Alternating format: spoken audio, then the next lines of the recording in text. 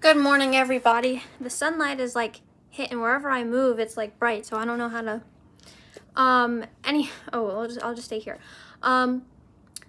So last month I had went to London, and I saw a Romeo and Juliet production with Tom Holland. I really went because my sister wanted to go. So it's like, I mean, if everybody else is going, why don't I go? Why would I miss a chance to go somewhere else? But I wasn't really I didn't really know anything too much about it. But I'm here to give my review. For one thing, it starts off, like before the show even starts, there's like this loud, blaring music that's kind of like electronic. It's basically as if they're just playing a note, and it's like the bass goes crazy. And I was like, what is going on? Here's the thing that's crazy with this whole Romeo and Juliet thing. I don't know if this is similar to all the plays on the little West End or whatever, because this is the first one that I've seen. However, there were like no props like in this entire play.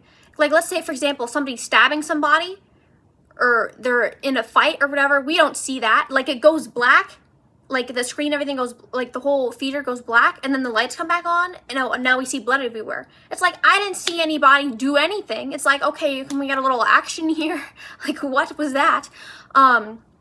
Here's something else that I found interesting. They had, like, cameras. Like, people would be, like, right next to the people on stage with a camera, and then you could see everything that they, like, their faces, like, close up. But then they would use, like, every part of the building, even though it wasn't, like you would see Tom Holland, like, outside the building, walking inside or whatever, but it wasn't, like, masked as, like, you know, like it looked like just the normal building, like where you had walked in is where they're now shooting. So it was definitely they tried to be very, like they tried to do something different, I suppose. Some of it I thought was a little bit of a miss. Like, for example, they would, like, juxtapose, like, oh, the little Shakespearean Romeo, blah, blah, blah, blah, right? But then they go into, like, a little bit of, like, a dance break, or they'd say, like, nah, or, like, some kind of, like, common slang or whatever, and you're supposed to laugh because it's, oh, wow, why are we being more modern when we're talking about, like, Shakespeare stuff? But to me, I was just like, I don't, like, are we doing Shakespeare or not, you know? And then, I'll be honest, some of the stuff, like, a lot of the times, I couldn't tell what they were saying. I didn't know if this was because they were talking about Shakespeare, or if it was because they were talking in the British accents. But I couldn't tell what they were saying a lot of the times. So I was like, what? There were some times where I didn't want to pay attention because I was a little bored, so I was about to take a very expensive nap.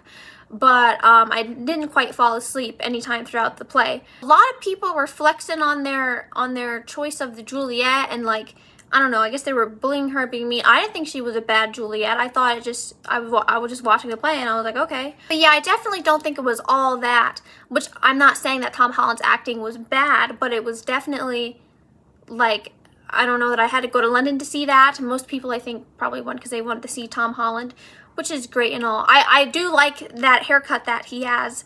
Oh, there were these moments where, like, I don't know if he wasn't wearing, no, I think he was wearing a shirt, but he was wearing, like, there was, like, no sleeves or whatever, and they were talking about, like, how he's, like, very well built or whatever. There was one time, okay, there's, like, a light on the stage, and there was, like, a little bug that was flying, and you could see it in the light, and they kind of broke character, and, like, they were laughing about it, but then they went back to what they were doing. I do have Tom Holland's signature. I have to share it with my sister. I didn't see him sign it, but I guess one of the guys that worked there, like, he saw my aunt waiting to pick me and my sister up after the show, and he gave her this, like, card, I guess, that Tom Holland had, like, pre-signed with his name on it. But the guy didn't know that there was two of us, so we only have one that we have to share. But yes, that's my review. I don't think it was anything to go to London about. I mean, unless you just want to pay that much money just to see Tom Holland. But as for the play itself, I don't think the direction was too extraordinary or anything. It was like they tried to do something different, but I was just like, eh.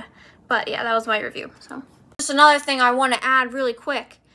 People would be talking, and they wouldn't even be facing each other. And it's like, how am I supposed to know that they're talking to each other? I was so confused. Like, they'd be talking to each other, but they'd both be staring out, like, looking into the audience. How am I supposed to know that you're talking to each other? That was one thing that was confusing to me. And then just another thing I wanted to add super, super quick. How do you do the balcony scene without a balcony?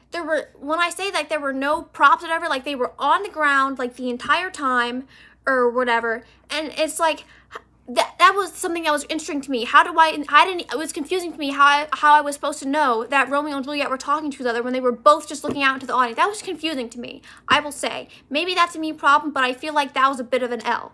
I mean, do what you can with what you have with the theater, but I was a little confused there.